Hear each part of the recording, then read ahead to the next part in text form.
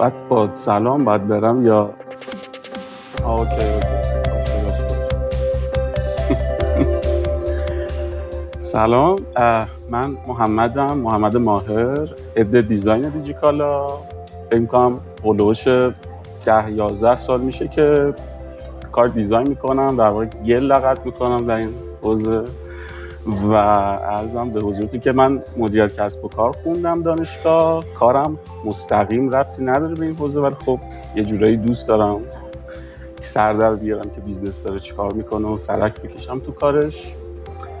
و چون اونا هم سرک میکشن تو کار ما یکم، گفتم که منم بتونم ادبیات مشترکش یاد بگیرم و اینکه همین. واقعاش یه چیزی که وقت خودشم نمیتونم بگم که چیه، ولی میتونم بگم که یه چیز کولیه که قراره تو دیجیکالا اتفاق بیفته.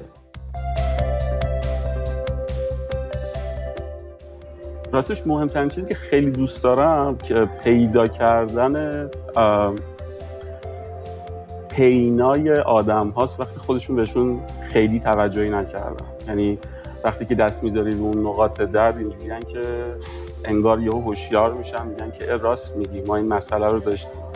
یعنی هرچی عمیق‌تر بشه یوزرها، اون پینه بیشتر خودشون نشون میده و انگار خود یوزرها هم به یک کشف و شهودی در مورد خودشون میرسن.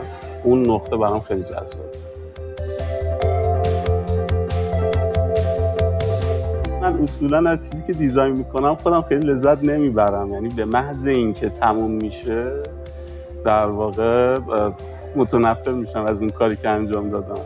بقیه ممکنه بگن خوب بوده مثلا، ولی خودم هیچ وقت دوست ندارم. یه پروژه‌ایه که اون موقع که رفت بالا بقیه خیلی تعریف کردن، پروژه دیجیکالا جت بود که الان هم خودم هم بقیه متنفریم ازش.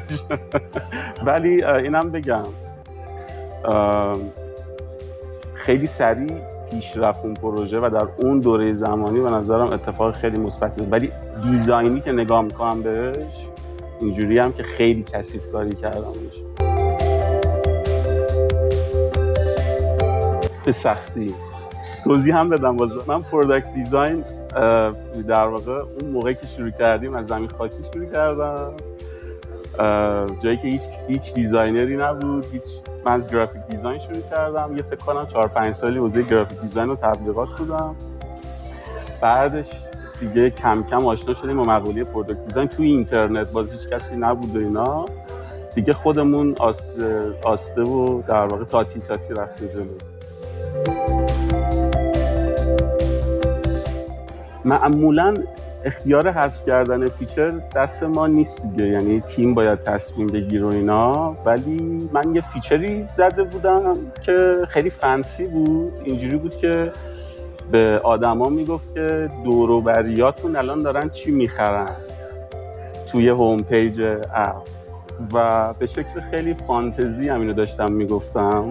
به نظرم نه ولیو ایجاد میکرد، نه آدم ازش استفاده میکرد، نه دیزاینش دیزاین ساده‌ای بود. در نتیجه به محض اینکه MVP رفت بالا خودم گفتم که خیلی مسخره است، بیاریدش پایین.